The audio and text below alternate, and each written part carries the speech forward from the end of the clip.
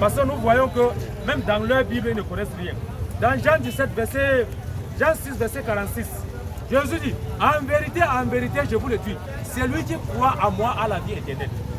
Je viens de donner la sourate 2, verset 136. Nous croyons à Jésus. Nous ne croyons pas que Jésus est venu mourir. Sinon, voilà les deux chrétiens, s'il vous plaît, vous serez témoins.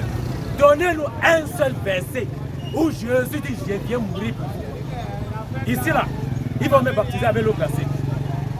J'ai dit, ici, ils me baptisent avec l'eau glacée. S'ils me donnent ne serait-ce qu'un seul verset où Jésus dit, s'il vous plaît, si vous êtes chrétien, venez vous placer. Vous avez votre tour. Vous serez servi. C'est le musulman aujourd'hui. Non, il va rester là à côté. Je ne dis pas qu'il vient parler. J'ai dit, il faut approcher, s'il vous plaît. Approchez-vous, là. Non, je suis dedans. Approchez-vous. J'ai dit que mon frère chrétien vient se placer, il sera servi aussi. Parce qu'aujourd'hui, c'est l'enseignement qu'on donne aux chrétiens. Je ne considère pas ça comme le débat. Parce que tout ce que je donne, il me dit, je ne reviens pas dessus. Moi, maintenant, tout ce que tu donnes, je vais te rectifier. Et je te donne l'enseignement dessus. Parce que Proverbe 19, verset 16, la répétition est la mère de l'enseignement. Donc je te répète et je t'enseigne même dans ta Bible. Le proverbe, c'est dans ta Bible même. Donc je te donne la parole, monsieur le chrétien. Ok. Maintenant, on a augmenté deux personnes. La partie musulmane, 2 personnes. La partie chrétienne, 2 personnes. Donc je vais augmenter 5 minutes. Ça va faire 10 minutes de côté des musulmans, 10 minutes de côté des chrétiens. Donc chacun aura suffisamment de temps pour s'exprimer, basant sur son livre de la foi. Ok, vous avez 10 minutes. Vous pouvez partager le temps comme vous voulez. Vous avez 10 minutes. Merci. Merci encore mon modérateur. Mon bien-aimé modérateur. Vous voyez que ces musulmans ne prennent pas le parti pris. Je reviens encore, je dis ceci. Je suis en échange ici, en débat avec un musulman. Le musulman a intérêt d'utiliser le Coran. Et vous dire, vous les musulmans, s'il y a les musulmans parmi vous là, et les chrétiens, de nous dire comment est-ce que nous on va obtenir le salut.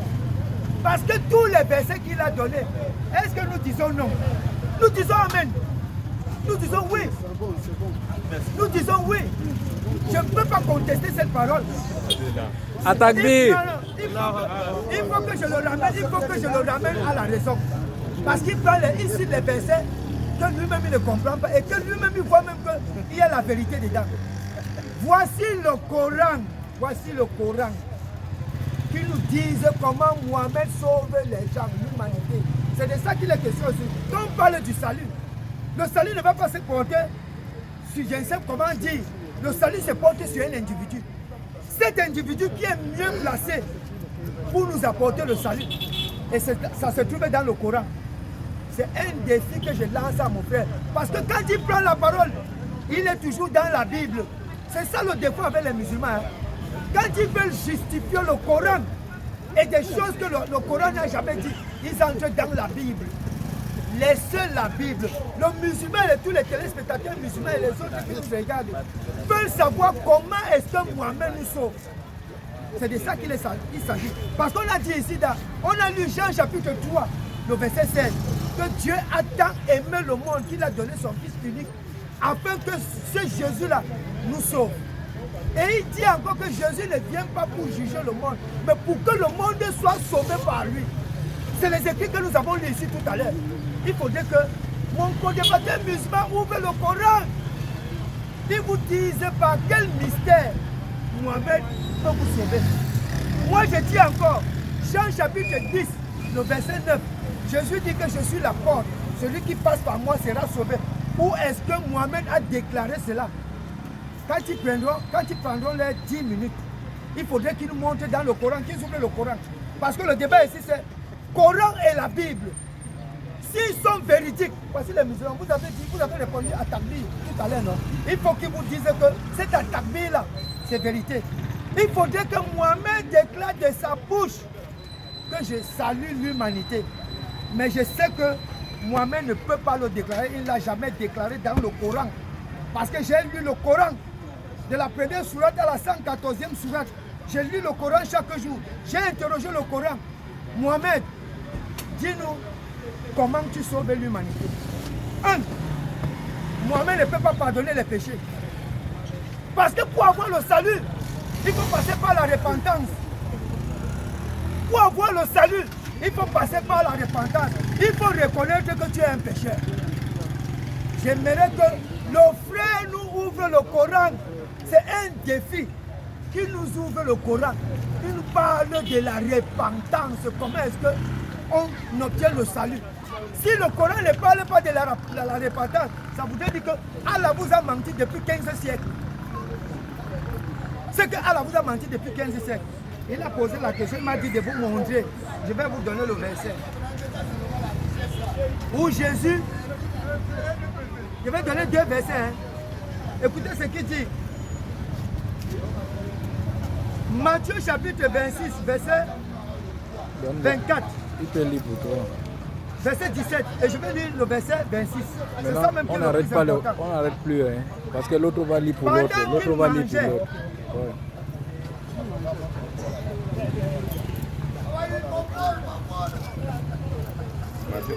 Lis-nous d'abord Matthieu chapitre 17 jusqu'à 19. Et puis tu vas lire 20 et le verset 26. Matthieu 17, 19. Oui. Alors les disciples s'approchèrent de Jésus et lui dit, en particulier, pourquoi n'avons-nous pu chasser ce démon? C'est ça. Matthieu chapitre 26, verset 17 à 19. Tu vas lire, tu peux lire 20, prendre le verset 27. Bon, lis-nous même tout simplement le verset 26 et 27. Pendant qu'il mangeait, Jésus prit du pain et après avoir rendu grâce, il le rompit et le donna aux disciples en disant, prenez et mangez, ceci est mon corps. Il prit ensuite une coupe et après avoir rendu grâce, il la leur donna en disant, buvez-en tous, car ceci est mon sang, le sang de l'alliance qui est répandu pour plusieurs, pour la rémission des péchés. Je vous le dis. Oui, c'est bon. Vous-même, vous avez suivi, je vais encore plus faire, on va encore lire 1 Corinthiens. 1 Corinthiens, chapitre 1 Corinthiens 11, verset 23. Tu vas lire jusqu'à 27. Car j'ai reçu du Seigneur ce que je vous ai enseigné, c'est que le Seigneur Jésus, dans la nuit, fut livré, prit le pain, et après avoir rendu grâce, il rompit et dit, ceci est mon corps qui a été rompu pour vous, faites ceci en mémoire de moi. De même, après avoir soupé, il prit de la soupe et il dit, cette coupe est la nouvelle alliance en mon sang. Faites ceci en mémoire de moi, toutes les fois que vous en boirez. Car toutes les fois que vous mangerez ce pain et que vous buvez ce coupe, vous annoncerez la mort du Seigneur jusqu'à ce qu'il vienne. Merci. Vous avez suivi ce que les 2 textes ont dit.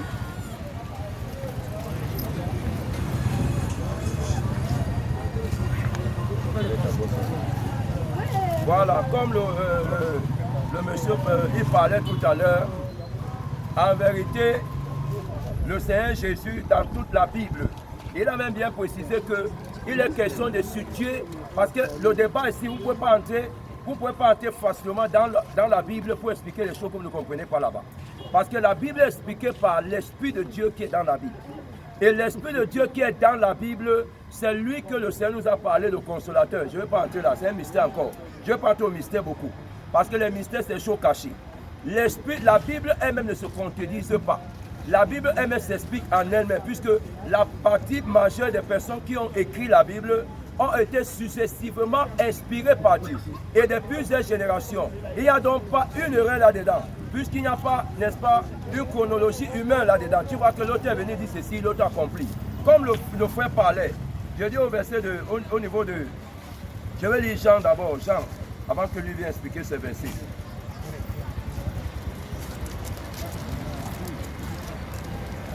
Je vais expliquer. J'ai dit ici, et je le prends, parce que j'ai donné 2 textes bibliques. Parce qu'il a dit qu'il faut que je monte là où Jésus a dit qu'il faut croire en sa mort. Le frère a lu le verset. Jésus dit, toutes les fois que vous allez manger le pain et consommer la coupe du Seigneur, vous continuez à proclamer quoi? La mort du Seigneur jusqu'à ce qu'il revienne. Est-ce que le Seigneur est déjà revenu? Le Seigneur n'est pas encore revenu, mais on continue à proclamer sa mort. Okay. Ok, comme mon frère a dit qu'il y a 2 minutes, je voulais lire Jean 16 à partir du verset 17. Il disait donc, que signifie... Je prends verset 17, oui. Là-dessus, quelques-uns des disciples disent encore en eux.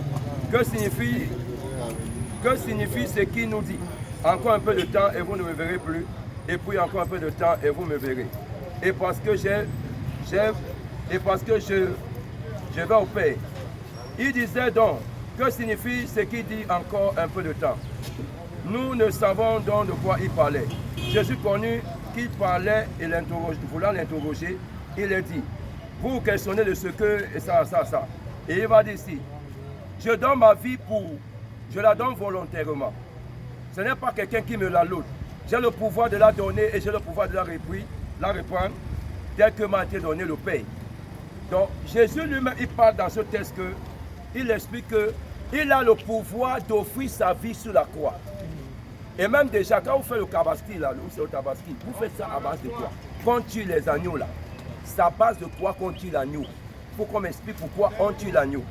Parce que dans la Bible, il est question d'avoir l'agneau de Dieu. Et l'agneau de Dieu, c'était un homme. Mais l'agneau, dans le sens que nous comprenons physique actuellement, on connaît que c'est un aliment qu'on va offrir. Mais Jésus est l'agneau parfait. Comme je viens d'arriver, je vais d'abord finir là, chuter là, pour répondre bien après. Donc je finis avec les 30 secondes. Voici le Coran. Que le frère ouvre le Coran. Vous nous dites comment Mohamed va nous sauver de sa propre bouche. S'il n'y en a pas, parce que moi je sais que ça n'existe pas. Je viens de donner 2 versets ici avec ce que le frère a appuyé.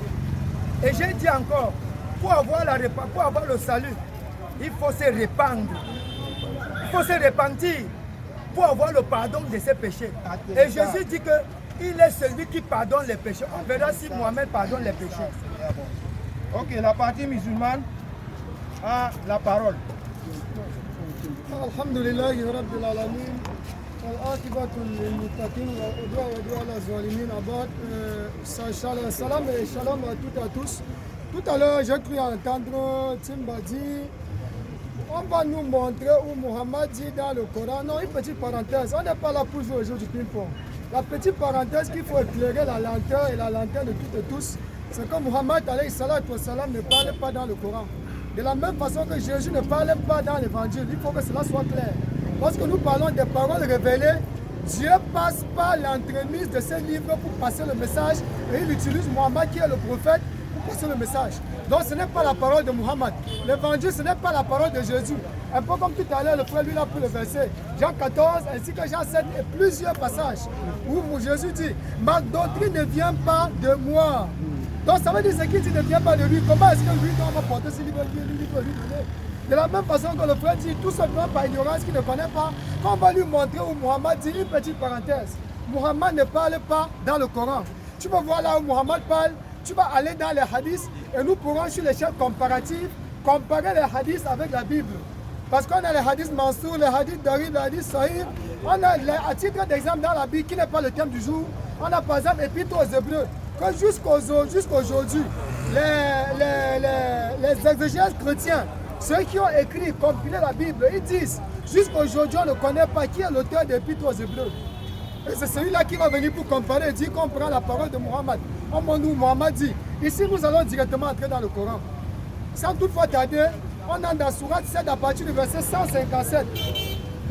Voilà ce qui est clairement dit, Sourate 7, verset 157. Ici, Allah subhanahu wa ta'ala dit, Ba'da'ouz billahi minash shaitanir rajim. Ceux qui suivent le messager, le prophète illettré, qu'ils trouvent écrit chez eux dans la Torah et l'Évangile. Ils trouvent écrit chez eux dans la Torah, Deutéronome 18, verset 18, et dans l'Évangile. Lorsqu'on est dans l'Évangile, Évangile 16, Jean 16, à partir du verset 8, en descendant, le consolateur annoncé c'est lui. Il dit ici, ceux qui lui suivent, il leur ordonne le convenable, leur défend le blâmable, leur rend licite les bonnes choses, leur interdit les mauvaises choses. Non. Et leur ôte le fardeau des jours qui étaient sur eux. Ceux qui croiront en lui, le soutiendront, lui porteront secours et suivront la lumière descendue avec lui. Ceux-là seront les gagnants. Ça c'est d'un. On descend au verset 158. Dis, homme, jusque-là, j'attire un peu l'attention de Timba. Il a dit, dis là où Mohammed dit, Écoute bien ce que le verset commence. Dis, le dit là, mis pour rien. Allah, il est en train de dire au prophète, dis-leur. Donc ce n'est pas Muhammad alayhi salatu wa salam qui parle. Dis, oh homme, je suis pour vous tous le messager d'Allah. Je suis pour vous tous. Inni Rasulullah ilaykum jami'a. Je suis pour vous tous le messager d'Allah. À qui appartient la royauté des cieux et de la terre. Pas de divinité à part lui. Il donne la vie, il donne la mort. Croyez donc en Allah, en son messager. Le prophète, il est très qui croit en Allah et en ses paroles. Et suivez-le afin que vous soyez bien guidés. Lorsque nous revenons sur le même passage, Muhammad alayhi salatu wa salam, nous voyons où Allah lui dit, dis aux êtres humains que tu as envoyé à eux tous, à l'ensemble des génies, à l'ensemble des êtres humains. Voilà maintenant ce que Jésus va dire comparativement à Muhammad alayhi salatu wa salam. Jean 14, à partir du verset 23 au verset 24. Si on peut ouvrir rapidement Jean 14, à partir du 23, verset 24. Il faut mettre pause au temps, s'il te plaît. Ok, merci, si possible. Jean 14. Non. Verset 23, 24. Jean 14, verset 23. Jean 14, 23. Non. Jésus lui répondit, si quelqu'un m'aime, il gardera ma parole. Et mon Père l'aimera et vous, et nous viendrons à lui. Et nous ferons notre demeure chez lui. Celui qui ne m'aime pas ne garde pas ma parole, car la parole dont vous entendez ne vient pas de moi, mais de celui qui m'a envoyé. Merci. Donc c'est ici pour confirmer ce que je venais de dire, que l'évangile n'appartient pas à Jésus. L'évangile, c'est l'évangile que Dieu il a envoyé, il a fait descendre sur Jésus. Donc ici, c'est une petite parenthèse. Il ne faut plus jamais faire l'erreur là, Timba. Ne pense pas que l'évangile vient de Jésus. Il dit cela ne vient pas de lui, mais de celui qui l'a envoyé. Et maintenant, il dit celui qui l'aime garde sa parole. Celui qui l'aime parmi tous les hommes, non. Celui qui l'aime parmi qui? Parmi les brebis perdues de la maison d'Israël, comme lui-même il dit, dans Matthieu 15, verset 24. Il dit comme ça à la femme cananéenne qui dit, Maître, sauve mon enfant est mourant. Il se tourne et puis il dit à la femme, je n'ai été envoyé aux brebis perdues de la maison d'Israël. Dans Luc 2, verset 5 au verset 7, il est en train de venir, on annonce son arrivée. Avant même qu'il ne vienne, avant même qu'il ne naisse, on annonce, d'elle va naître comme ça un enfant, qui sera comme cela sauveur, qui pètera Israël son peuple, qui va sauver Israël son peuple. Donc Jésus ici, comment avoir le salut? Par croire en Jésus, en tant que qui? En tant que les Israélites. Mais nous, Camerounais, ne sommes pas Israélites. Nous sommes comme ça les Camerounais, nous sommes les Africains, nous ne sommes pas Israélites. On n'a pas de lien avec eux. Jésus a été envoyé à eux par qui le salut devait avoir lieu par eux. Il fallait croire en Jésus en mettant tout simplement en pratique les paroles que Jésus était venu avec. C'était en cela que résidait la vie éternelle. Par contre, ici, Muhammad alayhi salatu wa salam, il a invité pendant son vivant, c'est l'unique et le seul qui a été composé de 124 000 compagnons. Parmi les... Il était composé de 124 000 compagnons. Parmi les 124 000 compagnons, il y avait les Africains. C'est surpris, il y avait celui qu'on appelle Bilal ibn Rabah. C'était un Éthiopien, un noir, un négro. Il était parmi les bien-aimés. Celui-là que le prophète a dit, qu'est-ce que tu as fait jusqu'à j'écoute les pieds de mes souris au paradis devant moi? Ça, c'est un négro. Par contre, qu'est-ce que Jésus lui vient dire? Dans Marc 10, verset 12, il dit, c'est à vous qu'a été donné les clés des royaumes des cieux. Mais pour ceux qui sont dehors, tout se passe en parabole, afin qu'ils n'écoutent pas et se convertissent. Donc Jésus n'est pas là pour que vous convertissez. Il est pas là en parabole parce qu'eux, ils comprennent. Mais il dit, je vous parle en parabole pour que ceux qui sont dehors n'écoutent pas et puissent suivre la vérité. Parce que la vérité là n'est pas pour eux, c'est pour vous. Et Jitimba, lui, le Camerounais, il vient suivre cela. Pourtant, c'est le prophète Muhammad alayhi salatu wa salam qui a été envoyé pour lui, et afin qu'il puisse croire en lui, et il puisse croire en lui, croire au Coran, et il est la vie éternelle, il est le salut. Alhamdulillah, je ne vais plus trop tirer de l'homme, puisque le thème c'est comment obtenir le salut. J'aimerais s'il vous plaît que vous soyez tous mes témoins. Quand les deux frères vont prendre la parole, ils me corrigent selon ces textes dont Jésus est en train de dire. Luc chapitre 16, verset 20 en descendant. Jésus dit ceci, il y avait un homme riche qui était vêtu de poudre et de fin de lin, et qui chaque jour vivait joyeusement et brillant sa vie. Un pauvre nommé Lazare était couché à sa porte, couvert d'ulcères et désireux de se rassasier de miettes qui tombaient de la table du riche. De même, le chien venait encore lécher ses ulcères. Le pauvre mourut et il fut porté par les anges dans le sein d'Abraham. Le riche mourut aussi et il fut enseveli dans le séjour des morts. Il leva les yeux et tandis qu'il était en proie au tourment, il vit de loin Abraham et Lazare dans son sein. Il s'écria, Père Abraham, aie pitié de moi et envoie Lazare pour qu'il trempe le bout de son doigt dans l'eau et me rafraîchisse la langue, car je souffle cruellement dans cette flamme. Abraham répondit, mon enfant, souviens-toi que tu as reçu tes biens pendant ta vie et que Lazare a eu les maux dans les ciels. Maintenant, il est ici consolé à toi, tu souffres. D'ailleurs, il y a entre nous et vous un abîme. Et je descends au verset 27. Le riche dit, je t'ai pris donc Père Abraham d'envoyer Lazare dans la maison de mon père, car j'ai 5 frères. C'est pourquoi qu'il leur atteste ces choses afin qu'ils ne viennent plus aussi dans ce lieu de tourment. Abraham répondit, ils ont Moïse et les prophètes qu'ils écoutent. Comprenez bien, un riche et un pauvre. C'est-à-dire le pauvre meurt, il entre au paradis, le riche meurt, il va en enfer. Et on dit ceci, le riche qui était en enfer pleurait en disant ceci, Père Abraham, dis à Lazare qu'il trempe sa main dans l'eau pour nous rafraîchir la gorge. Abraham dit, tu as eu ta part dans le monde, Lazare n'a rien eu, c'est pourquoi Lazare est ici. Le riche dit maintenant, s'il te plaît, envoie Lazare d'aller dire à mes frères de ne plus venir ici avec moi parce que je souffre. Abraham dit ceci, pour que tes frères ne viennent plus avec toi, tes frères ont Moïse et les prophètes qui écoutent. Il n'a pas dit, tes frères doivent attendre que Jésus meure pour eux, pour ne pas entrer en enfer. Il dit, ils doivent écouter Moïse et les prophètes. C'est pourquoi pour entrer au paradis, il faut écouter les prophètes.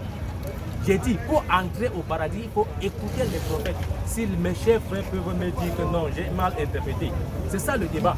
Ou bien, le verset ne dit pas ce que j'ai dit. C'est ça le débat, s'il vous plaît. Atterrissage. Je vais d'abord intervenir. Ok, dernière partie, 10 minutes. La partie chrétienne, 10 minutes. La partie musulmane, 10 minutes. On arrête et on lance maintenant les questions-réponses si vous avez des questions. Okay. Voilà, donc, moi je ne viens pas pour expliquer ce qu'on dit. Puisqu'il est question du salut, les gens vivent dans le péché. Et le péché domine les gens. Le péché est le maître des gens. Même s'ils ne veulent pas ou ils ne veulent pas, c'est là. Ça a de conduire les gens dans l'enfer. Puisqu'il a ce livre qui montre que le riche est parti en enfer et le pauvre est parti au paradis. Ça veut dire que nos péchés sont là. Même Mohamed ne peut pas enlever ça. Mohamed n'a enlevé le péché de personne parmi vous là. Personne parmi vous est là sans péché. Mais moi, je vous garantis que mes péchés sont pardonnés. Et vous ne pouvez pas citer mes péchés. Et là, vous ne pouvez pas me convaincre d'un péché là où vous êtes là. Mais ça ne veut pas autant dire que je suis sans péché dans le sens originel. Je peux faire les erreurs, je peux faire les fautes, mais je suis lavé déjà. Quelqu'un a parlé là l'autre jour que, en vérité, si les chrétiens confessent les péchés, c'est quoi? Le chrétien ne pêche plus, mais il se garde lui-même et le mal ne touche pas. 1 Jean 3, à partir du verset 9. Le chrétien ne pêche plus. Il parle du parabole là. Moïse était déjà mort. Dieu n'est pas un Dieu des morts. Pour amener les gens à croire aux morts. En fait, c'est une façon d'expliquer que les prophètes ici, Moïse c'est la parole de Dieu, c'est la Bible. La loi, c'est la parole de Dieu.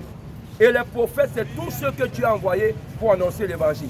En fait, dans le livre de Actes 4, j'ai expliqué la dernière fois, verset 12, on dit qu'il n'y a pas de salut à notre nom que Jésus seul. Si vous dites que c'est le Coran, est-ce que vos péchés sont pardonnés? Qui parmi vous a abandonné ses péchés?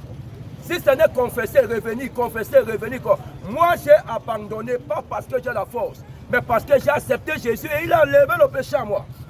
Il a enlevé le mensonge, il a enlevé le vol, il a enlevé les femmes, il a enlevé la bière, les cigarettes, il a enlevé la prostitution, il a enlevé les films pornographiques que vous avez dans les téléphones pleins là.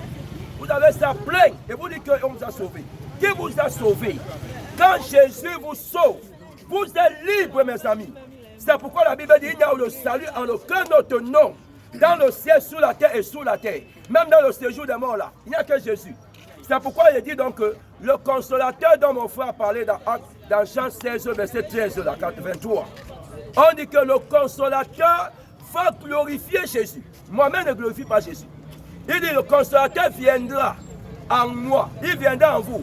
Et il vous rappellera toutes choses Il prendra le séquier de moi, Jésus. Et il vous l'annoncera. Or, actuellement, là, moi-même ne prends pas quelque chose pour parler de Jésus. Le consolateur prend de Jésus. C'est-à-dire que c'est Jésus le maître même. Il prend de Jésus, il l'annonce. En fait, le salut ici, c'est une condition que tout le monde aspire. Les paroles ne peuvent pas sauver un homme. Les récits ne peuvent pas sauver un homme. Il faut une rencontre dynamique. Et la personne à qui vous pouvez rencontrer dynamiquement et changer votre vie, c'est la personne de Jésus. Moi, je me base beaucoup plus sur la puissance des prophètes là. Aucun prophète, Mohamed, tu le rencontres, oui, tu peux changer dans certains domaines parce que tout le monde peut décider de changer certaines choses. Mais il y a les péchés que vous ne pouvez jamais être délivrés par moi-même. Ce n'est que Jésus seul. Et moi, je témoigne comme ça là. Si quelqu'un veut démentir, il n'a qu'à démentir. Et je témoigne encore que vous tous qui êtes là, moi-même n'enlève aucun péché sur vous. Si quelqu'un moi-même enlève le péché, lève la main. Alors, s'il faut parler de Jésus et du Coran, le Coran ne peut sauver personne. Même dans le Coran, moi je ne connais pas, j'entends. Dans le Coran, il est même écrit là-bas qu'on ira d'abord en enfer, même les musulmans. Ils iront d'abord en enfer, après ils vont ressortir. Mais Jésus a dit que celui qui croit en moi ne verra jamais la mort. S'il vit même, je le ressuscite dans le dernier jour. Donc, je finis, donc, je suis pour mon frère que Mohamed ne peut changer la vie de personne. Moi, Dieu m'a parlé personnellement de prier pour les musulmans. C'est pourquoi il dit ainsi. Avant de venir ici la dernière fois là, avant de venir ici la dernière fois, oui, avant de venir ici la dernière fois, j'ai eu une vision que prie pour les musulmans. Ce n'est pas une fois, deux fois. Et je me suis mis à prier. Donc quand ils m'ont invité, je suis venu. Je viens parce que Dieu m'a demandé de prier pour mes frères musulmans. Parce que les frères musulmans, ils n'ont pas le salut. Et même les Écritures, même les chrétiens, même qui sont avec la Bible, ils partent à l'église, plusieurs n'ont pas le salut. Le salut, ce n'est pas lire les trucs, c'est réciter. Le salut, c'est une personne, c'est Jésus. Il faut raconter Jésus dans la parole. Et c'est ce Jésus qui change. Le frère a dit que, Jésus est venu pour les Israélites. Dans Jean 1er, la verset 11, on dit que les Israélites ne l'ont pas reçu. Alors, le salut a été donc libéré pour toute l'humanité. À quiconque croit en lui. Tout le monde a accès au salut. Musulmans, tout le monde. Enfin, tout le monde a accès au salut. Si vous voulez le salut de ma part, acceptez Jésus, vous ne pécherez pas. Moi, je n'aime pas le genre que je demande pardon, je reviens, je demande pardon. Même si c'est moi Dieu, je ne te pardonne plus. Vois ton péché comme tu veux. Moi, c'est continue seulement à faire des choses. Je demande, je viens. Je demande, je viens. Ça dit que tu es esclave. Et dans Jean 8, verset 34, la Bible dit, si le Fils vous a franchi, vous êtes réellement libre. Et moi, voici. Les jeunes filles, là, ça fait 26 ans. Les biens, là, les petits pays qui ont dansé là, tous les musulmans, beaucoup dans ces petits pays, c'est les chansons du monde qui vont vous amener en enfer. Ça va vous amener en enfer. Beaucoup, les films pornographie là, dans leur téléphone, mais et puis, où est le changement? Le changement, c'est celui qui change votre vie. Et que Dieu vous bénisse. Merci, mon cher frère. Vous avez suivi ce qu'il a dit, non? Musulman, je pense que vous avez bien ouvert vos oreilles. Je ne peux pas revenir sur ce que le frère a dit parce qu'il est tombé. Il est tombé. Il est tombé. On parle du salut ici, le gars est dans la Bible. Non, calmez-toi, calmez-vous. Pourquoi vous êtes pressé? Aujourd'hui, c'est l'achèvement. Lui-même, il a dit ici que Mohamed ne parle pas dans la Bible. Si Mohamed ne parle pas dans le Coran, est-ce qu'il peut vous sauver? Musulman, répondez, est-ce qu'il peut vous sauver? Ça voudrait dire que Mohamed est venu, il a inventé sa part de choses, il est venu avec vous, vous êtes tombé dedans. Frère, écoutez ce qu'il a dit. Matthieu chapitre 24, le frère va nous lire Matthieu 28. Matthieu 28, verset 16 à 17. 16 à 17, Matthieu 28. Oui. Les 11 disciples allaient en Galilée, sur la montagne que Jésus les avait désignée. Quand ils le virent, ils se prosternaient devant lui, mais quelques-uns eurent de doutes. Jésus s'étant approché, les parla ainsi. Tout pouvoir m'a été donné dans le ciel et sur la terre. Allez faire de toutes les nations des disciples. Très bien. Les baptisants au nom du Père, du Fils et du Saint-Esprit. Très bien, frère. Relis-nous encore Matthieu 24, le verset. Si je ne me trompe pas, Matthieu 24.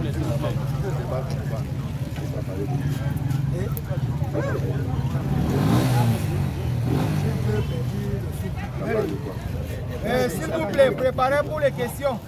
Ceux qui ont les questions, après les 10 minutes de cette partie-là, vous allez poser vos questions. Ok, dis-nous ça. Matthieu 28, à partir du verset.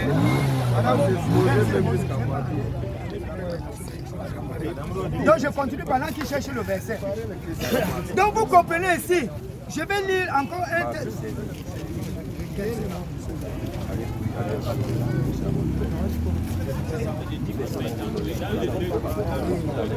Voilà. Frère, regardez, je viens de lire un verset biblique. Il a dit ici que Jésus ne parle pas dans la Bible, que ce sont les évangiles. Qui a écrit les évangiles? Ce sont les apôtres. Ils ont rapporté les paroles de qui? De Jésus. Si on entre dans la sunna prophétique du prophète Mohammed, comme il a dit, le prophète ne parle pas dans le Coran. Mais si on veut voir les paroles du prophète, on va où? Dans la sunna. Mais je vous dis encore que le Coran n'envoie pas le prophète ni les musulmans d'aller consulter la sunna.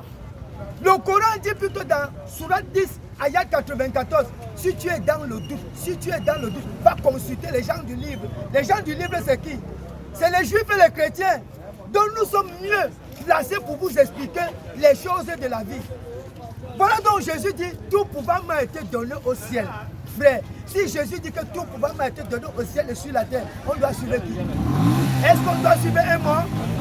Qui dit dans la sourate 46, ayat 9, si je ne me trompe pas, qui ne peut rien, il ne sait pas son sort. Frère, soyez, disons la vérité, dites la vérité aux musulmans. Je vous ai dit ici aujourd'hui que, est-ce que Mohamed pardonne les péchés? Vous n'avez pas montré. Jésus dit qu'il pardonne les péchés sur la terre. Donc toi là, quand tu pêches, tu dois demander pardon à Dieu par l'entremise de Jésus. Parce que Jésus donne. Tu veux que je donne le verset? Marc. Lis le verset.